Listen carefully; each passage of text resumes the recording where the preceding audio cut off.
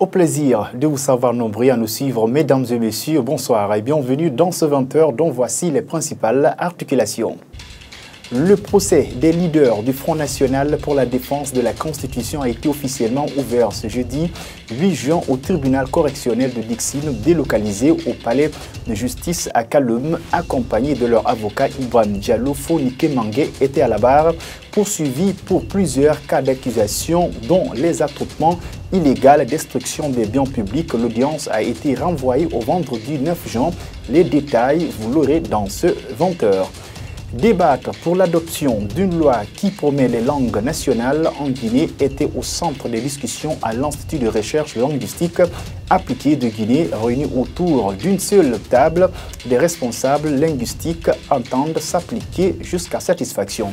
Et puis, le réchauffement climatique est une problématique qui préoccupe plus d'un en République de Guinée. Cette situation inquiète les citoyens. À Boufa, plus particulièrement, ce phénomène n'est pas du tout caché. Ce changement climatique dans cette localité présente des vulnérabilités environnementales ayant des répercussions, j'y arrive, pour les conditions de vie et sur les mobilités urbaines. Les échos, c'est dans un instant. Encore une fois, bonsoir. Justice pour ouvrir ce journal. Ouverture ce jeudi du procès des leaders du FNDC au tribunal correctionnel de Dixine, délocalisé au palais de justice nouvellement construit dans l'enceinte de la cour d'appel de Conakry à Kaloum. En compagnie de leurs avocats, seuls Ibrahim Diallo et Fonike Mangue ont comparu devant le tribunal. Ils sont poursuivis pour plusieurs chefs d'accusation, dont entre autres attroupement illégal, destruction des biens publics, complicité, menace. Après la déposition des 2 sur 3 des prévenus, donc l'audience a été renvoyée au vendredi 9 juin pour cause de non-comparution d'une partie civile, Amara Bangoura.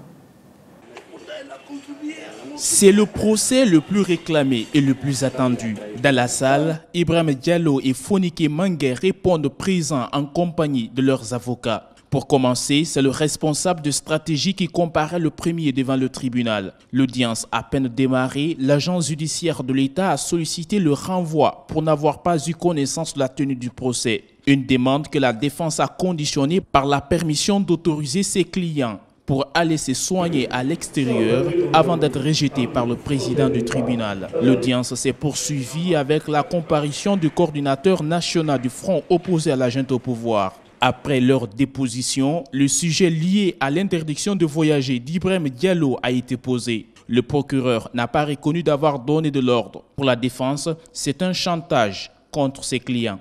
Mais ce cas, il est assez éloquent de la culture d'illégalité et d'impunité dans notre pays qui est décrite dans une salle d'audience et vous verrez que rien ne suivra derrière ça et que ceux qui ont impunément empêché Ibrahim Diallo de sortir du territoire peuvent le faire encore. De toute façon, on sait qu'on baigne dans une culture d'impunité dans notre pays et ceux qui l'ont fait dans le passé il y a moins de 3 ans n'ont jamais été inquiétés à ce sujet et que c'est effarant aujourd'hui que le procureur de la République dans cette salle d'audience nous dise qu'il n'est pas informé de cette situation. Mais c'est hallucinant. Ça veut dire que les gens peuvent faire ce qu'ils veulent tout simplement parce qu'ils ont reçu un coup de fil ou que parce que la tête de tel citoyen lambda ne leur plaît pas. C'est inadmissible dans un état de droit. La séance a été renvoyée pour ce vendredi pour cause de non-comparution d'une des parties civiles dont l'avocat promet d'édifier le tribunal sur les raisons de la poursuite de Fonike Mangue ici. Pour rappel, ces activistes sont poursuivis depuis juillet 2022 pour des faits de participation délictueuse à un attroupement, complicité de destruction d'édifices privés et publics, coups et blessures volontaires, des délits prévus et punis par les articles 627, 523, 239 et 19 du Code pénal guinéen.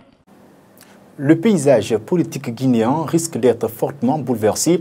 Le débat sur la réforme des partis politiques est d'actualité. Le coordinateur national du FNDC prône pour la mise en place de 3 grandes formations politiques en lieu et place de multipartisme, une position qui n'est pas partagée par certains acteurs politiques comme Boubacar Sidiri Diallo. Reportage Mamadou Tanouba. Le débat sur la réforme des partis politiques en Guinée fait couler encre et salive. Les acteurs politiques défendent chacun de son côté sa position selon sa vision. Le coordinateur national du Front national pour la défense de la transition FNDT est catégorique. Pour Kéamou Bogola Haba, la nouvelle constitution doit finir avec le multipartisme intégral. Pour nous, la solution idéale, c'est d'avoir au maximum 3 partis politiques très fortes et très grandes, très puissantes en termes sur le plan financier et sur le plan aussi ressources humaines, qui nous permettraient d'être présents dans toutes les circonscriptions, dans tous nos villages. Ainsi, à partir de là, nous sommes sûrs et certains que ces 3 partis seront des institutions. Nous allons pousser à ce qu'ils soient des institutions ou qui sont subventionnés à part égale par l'État pour leur fonctionnement normal et en période électorale avec un budget spécial. Et ceci donnera l'égalité de sens à tous. Personne ne sera plus propriétaire d'un parti politique ici, parce que le parti n'appartiendra plus à un individu. Une position que ne partage pas le président de l'UMP, Boubacar Siddir Diallo. Pour quelqu'un qui connaît la Guinée, il sait que c'est même impossible. Il sait que c'est impossible. Aujourd'hui, vous avez vu comment il y a le repli communautaire. Les coordinations, il y a la coordination du Fouta, la coordination de la forêt, la coordination de la Haute-Guinée, la coordination de la Basse-Côte, et vous créez 3 partis. Même les coordinations sont 4, et tout le monde le sait. Et vous créez 3 blocs de partis, vous dites, bon, tout le monde n'a qu'à rentrer ici. Qui va être au-dessous de l'autre? Et qui va être au-dessus de tout le monde? Et comment ça va se faire dans la paix? C'est impossible. Une éventuelle réforme des partis politiques va bouleverser complètement le paysage politique guinéen et rabattre les cartes. L'accueil réservé au président de la transition ressemble-t-il à une manifestation? Le porte-parole du gouvernement répond par la négociation en conférence de presse jeudi. Ousmane Gawal Diallo estime que l'accueil était spontané. Il invite à avoir un rapport objectif avec les manifestations. Suivez un extrait au micro de Mamaïsata Tawel Kamara. Ça s'apparente pas à une manifestation, c'était des trucs spontanés et que personne n'organise ça. La question que notre pays, c'est de dire à quoi ça sert. Vous manifestez, vous voulez manifester pour faire quoi? Il faut qu'on ait un rapport objectif avec les manifestations. Il ne faut pas avoir un point de vue dogmatique. La question des manifestations n'est pas interdite, elles ne sont pas interdites en Guinée. Vous regardez la déclaration du CNRD qui dit qu'elle est interdite sur la voie publique et qu'elle est autorisée sous des lieux spécifiques précisément pour qu'elle puisse être encadrée. Je ne sais pas qu'est-ce que ça fait comme dommage. Dans tous les pays du monde, on a tendance souvent à croire que c'est des particularités guinéennes. Vous allez aux États-Unis quand vous voulez manifester. Il arrive que des groupuscules d'extrémistes veuillent manifester, par exemple, pour choquer dans les communautés noires aux États-Unis. Il appartient à l'État de dire non, vous ne passez pas par là.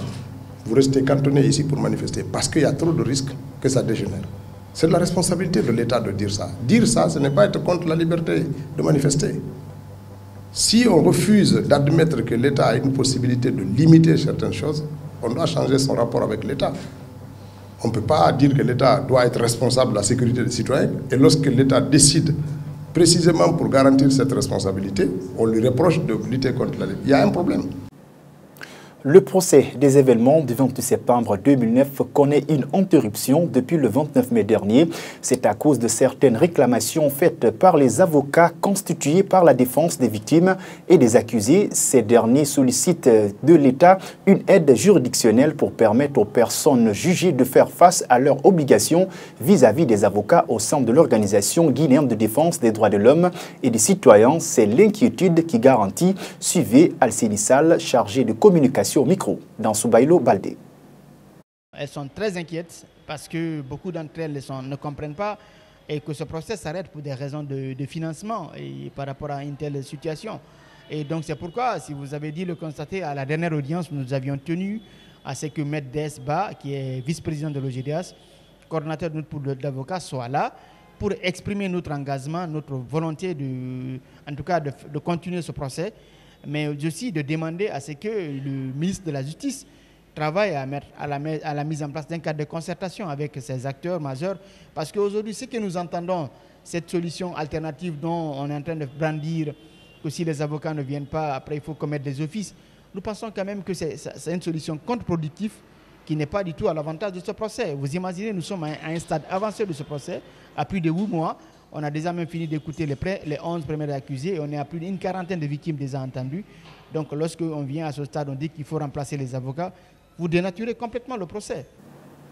La République de Guinée fait partie des pays à risque face au changement climatique. Elle présente des vulnérabilités environnementales ayant des répercussions sur les conditions de vie et sur les mobilités humaines. La préfecture de Bofa en est une illustration parfaite de ce phénomène. Là-bas, les citoyens subissent les effets de la pollution de l'environnement, une situation qui s'explique par l'exploitation minière en outrance dans cette localité, ce qui ne reste pas sans conséquence sur la vie des habitants. Aïssata Kourma et Lansana Foufana nous font le point. Nous sommes à Bofa, une préfecture située à 150 km de la capitale Conakry. Ici, depuis 2019, plus d'une dizaine d'entreprises minières exploitent le sous-sol. Une exploitation qui pollue l'environnement sans aucune politique de reboisement.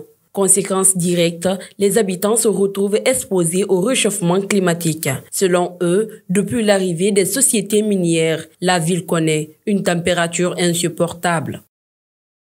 Bofa, dans les temps, quand la pluie commence à partir du 15 mai, franchement, il peut pleuvoir jusqu'au mois de décembre. Les pluies intempestives.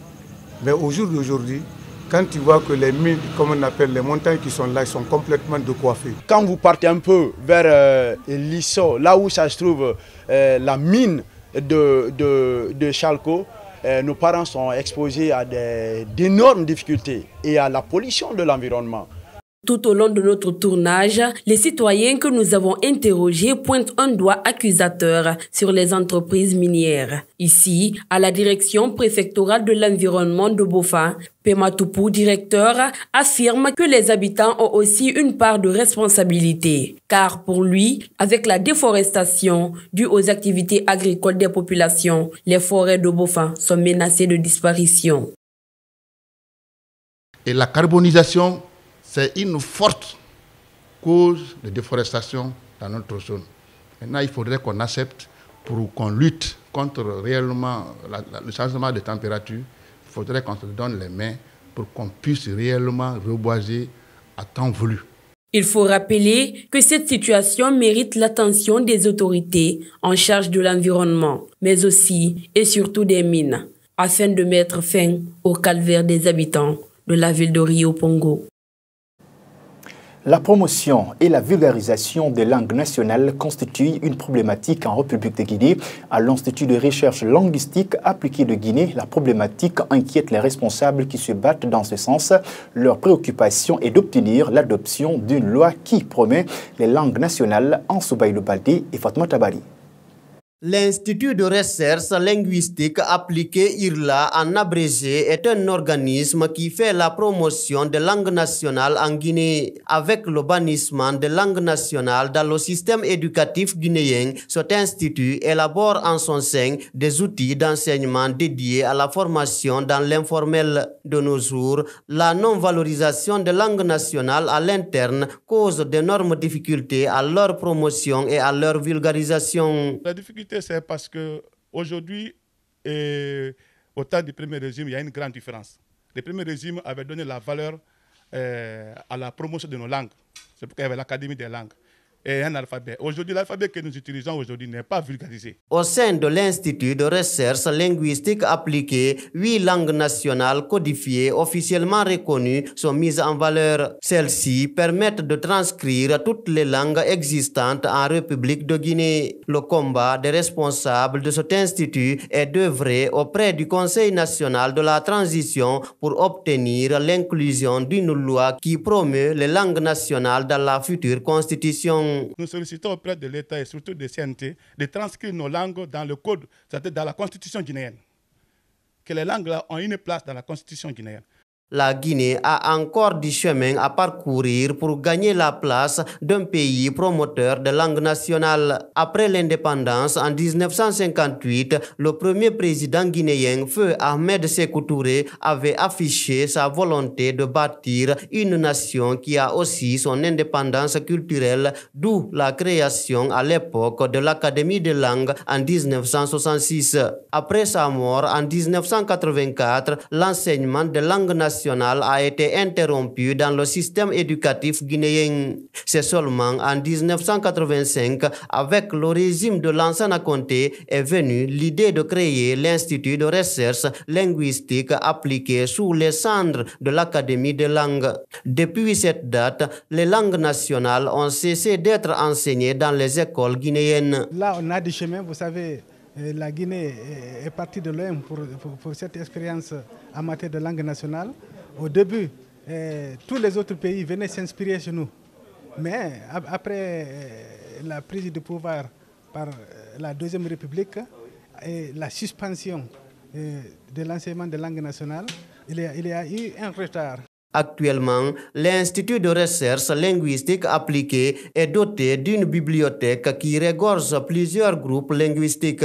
Il s'agit du malinké, le soussou, le pulaar, le kpélé, le kissi et le loma. Tous ces groupes linguistiques intègrent des manuels didactiques d'enseignement de langue nationale selon les responsables de l'Institut de recherche linguistique appliquée. L'employabilité des jeunes dans les zones minières, on en parle encore dans ce journal. La sous-préfecture de Kamsar est l'une des localités qui compte plus de sociétés minières depuis 1963. La compagnie des bauxites de Guinée, CBG, est installée à Kamsar, mais les jeunes natifs peinent encore à trouver de l'emploi. Malgré leur diplôme, la plupart des jeunes de Kamsar sont au chômage. Ils passent la moitié de leur temps dans le quartier autour du thé. Cette situation inquiète cette couche juvénile. Suivez ce reportage de Lansana Fofana.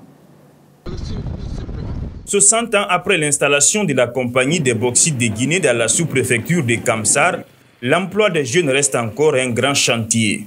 Ici, avoir de l'emploi pour les jeunes diplômés est un défi difficile à relever.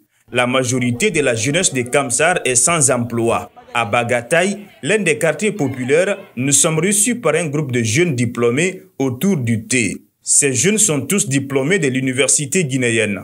Selon eux, malgré la présence des entreprises minières dans leur localité, ils sont toujours à la recherche de l'emploi.